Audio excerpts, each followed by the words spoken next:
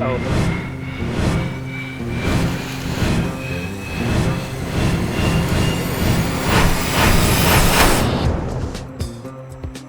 Great fish. Whenever I plan a float, there's always a little mental math that kicks in. 4 boats in here, 3 Water Masters, and clear water. I want just a bit more river than I can fish, enough to keep things interesting even if we have to skip a few spots. But not so much river that you're rowing past water just to make the takeout before dark. Or after dark, as is usually the case. Then there's the group factor. Divide that stretch by 4 people, and you start thinking, can we all fish the same runs? Are we leapfrogging? Is everyone going to want to stop at every bend? Float math.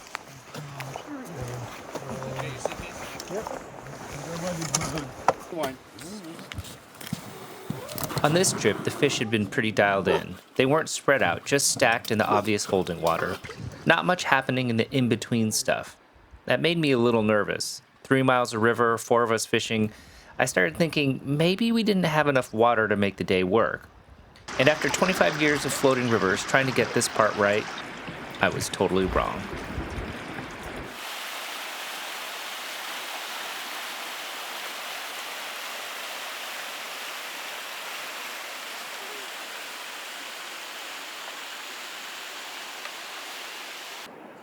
The evenings had been cold.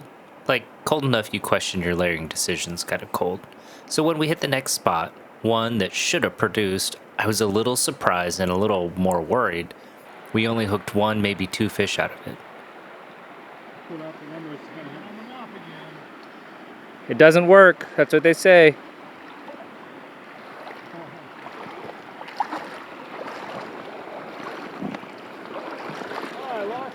Oh, sure.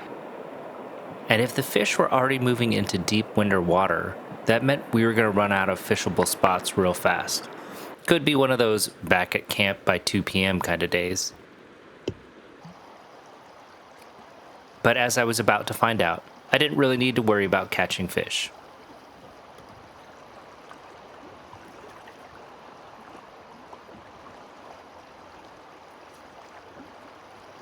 I noticed a deeper piece of water tucked right up against the bank. It was maybe 5 or 6 feet long, nothing special, just one of those sneaky little spots you learn to pay attention to. I flipped a cast in, hooked a fish, did it again, another one. By the time I landed my 5th, I figured maybe I should turn the camera on. When it comes to flies, I'm usually more of a generalist, not much of a match the hatch kind of guy, but on this trip, one fly seriously outperformed everything else we threw. It was this custom-dyed orange mop from Muncy Creek Outfitters. Honestly, I was surprised at how well it worked over other mops I had. Some of the guys resisted the orange mop at first, but after a while, and as I kept catching fish, they all started switching over. I'll drop a link to the shop down in the description. It's not an affiliate link. If you want to check it out, feel free. When I caught number 7, I decided it was time to start rubbing it in with the rest of the guys. 7th fish.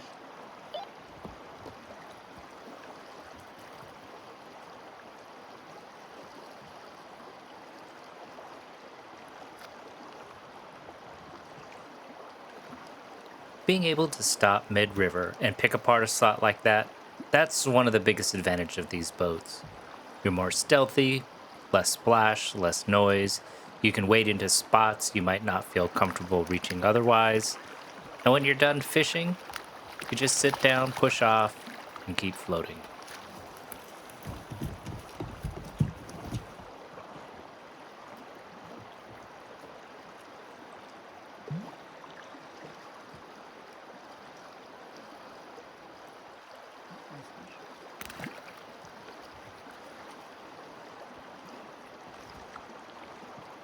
Eighth fish.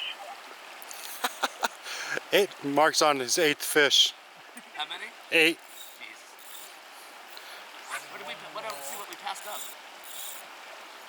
I thought it was just kind of like a flat, like it was really shallow. Yeah. I wonder if you push off to the sides. I was looking for a little deeper water off to the... All right, I know, you're probably getting tired of watching me catch fish out of this one spot. I did eventually stop fishing and try to catch up with the rest of the guys.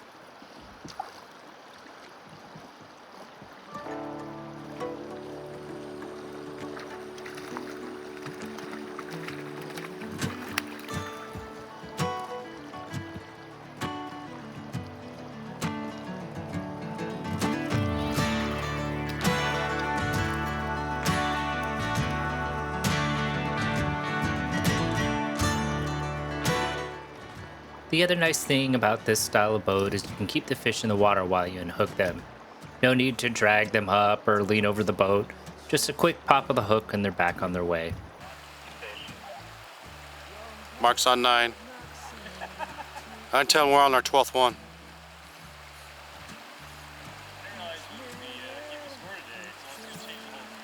I know. Nothing like a little pressure, huh?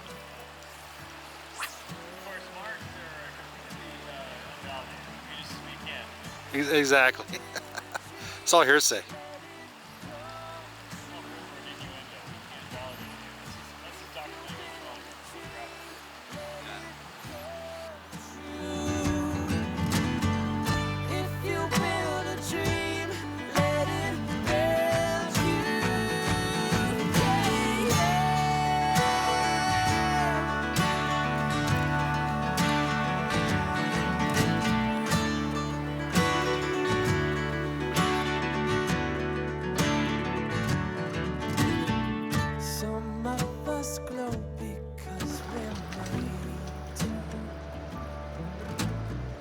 So I'm standing on this big underwater boulder. No way I'd be able to wade out this far normally. But with the boat, I can just float over, stand up, and fish water that most people couldn't even reach, let alone get a clean drift through.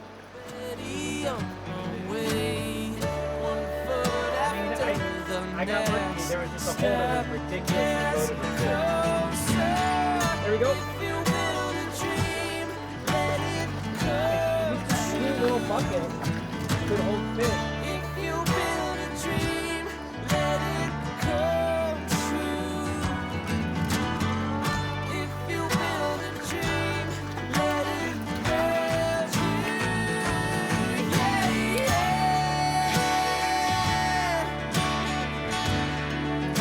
Sometimes, in really slow water they do, but in this, they would be fine. Doesn't mean it's got to be hard. Every step is one step further. Stepping through the beat of your drum. Meanwhile, Brian was downstream catching his own fish.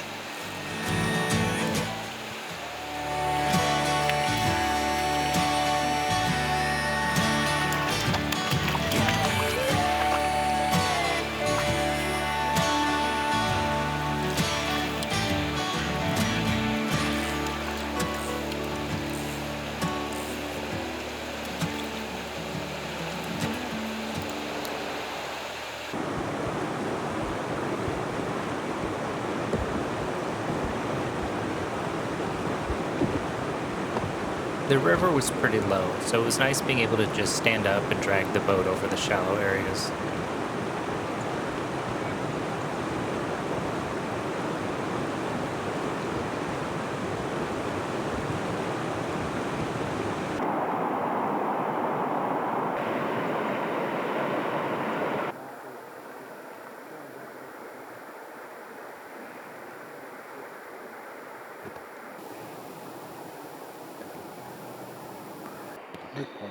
Here's the remains of the log hole.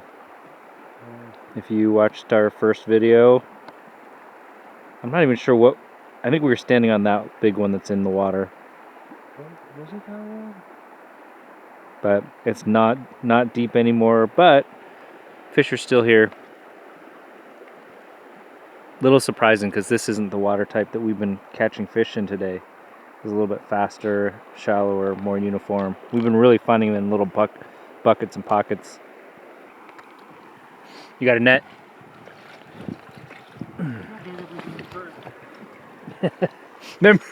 remember the... Yeah, that current really... Oh no, dude, broke my...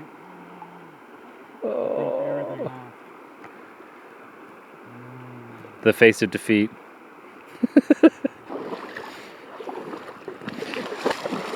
Like snore camp. Can you tie one on, please? I might need more tipper too. I can just tip it. I'm just like, it broke me. It cleaned my entire rig. Alright, hold on. Look where it snapped. Right in the middle. Must have been I got nothing left. must have been like a little nick or something. Here, let me get you.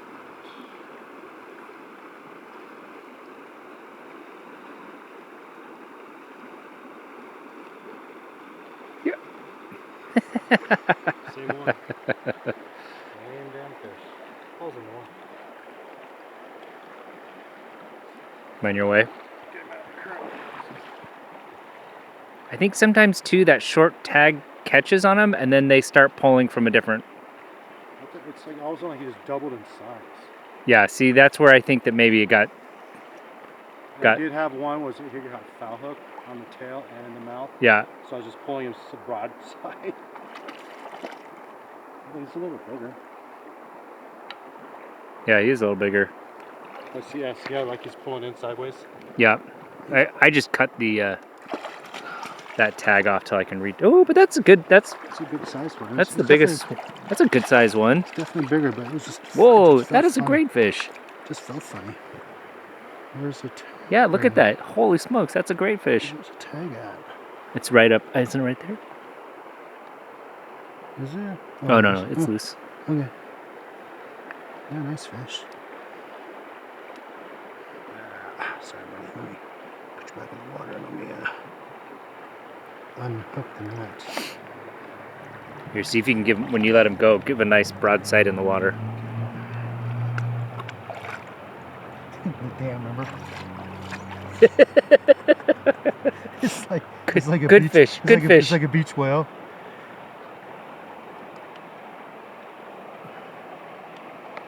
Yeah. Nice. It's good. Sideways to me? Or perpendicular? More? Let me get my protractor out.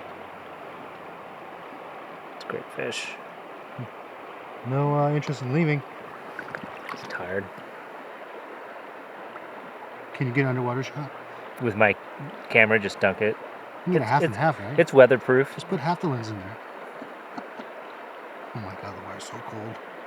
You ready to go? Come on, fish. He's like, I'm cold. Alright. Dude, seriously, like, leave my hands. He's like, I'm going to give you frostbite.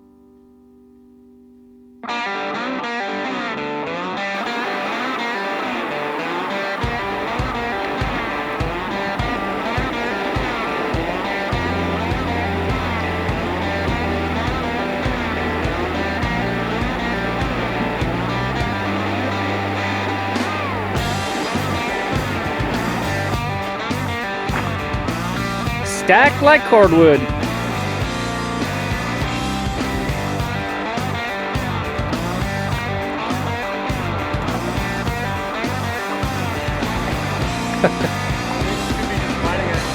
Anything?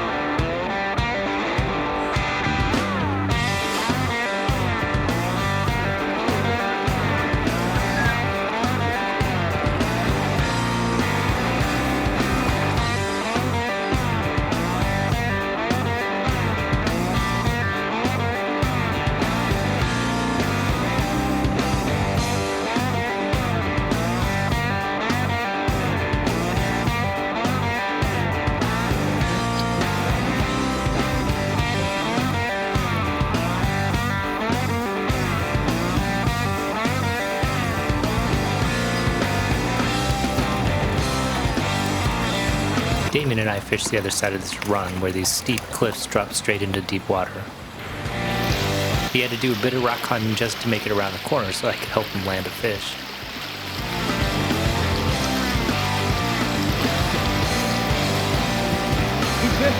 Yeah, it looks like it.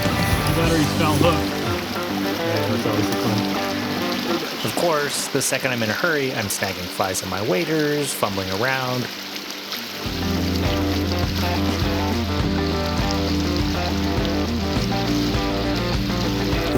Bring them up in here.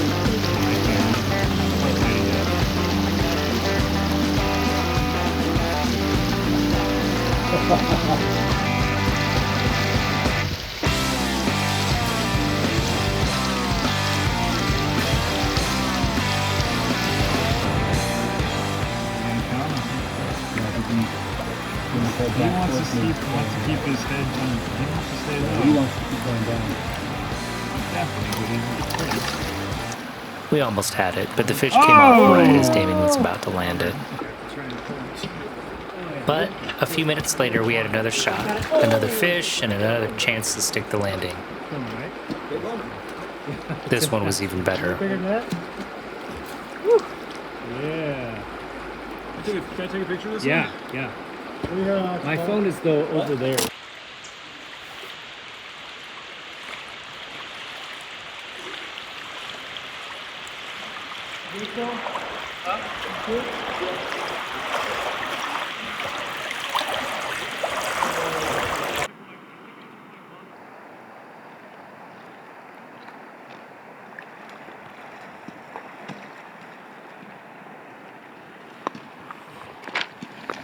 Dry fly?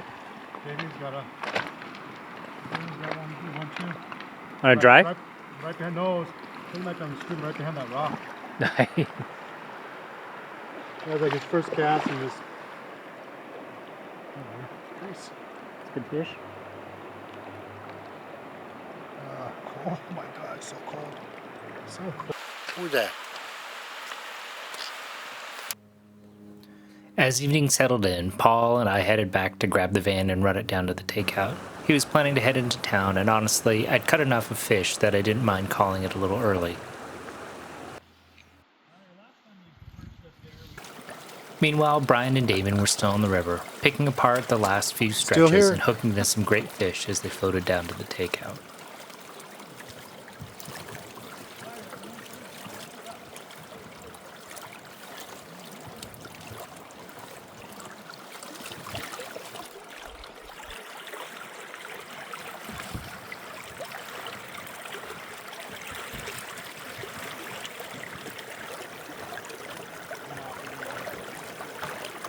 That's is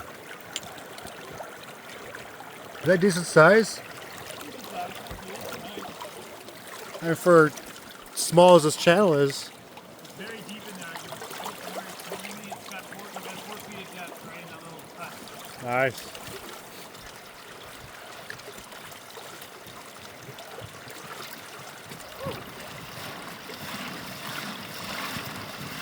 Nice, pretty fish.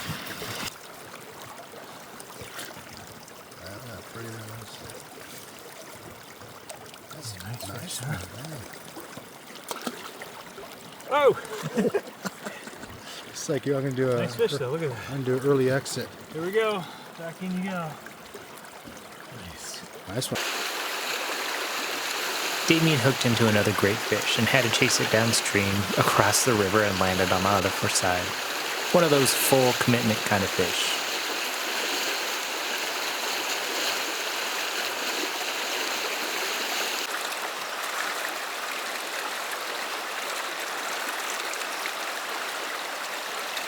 They were so distracted by the fishing, they ended up taking out in complete darkness.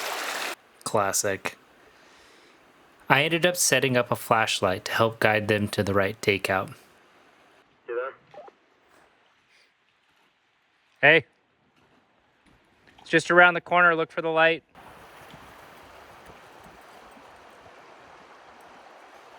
And for all the worry about a short float, not enough water, we all caught our fill of fish and still managed to take out after dark. Wouldn't have it any other way.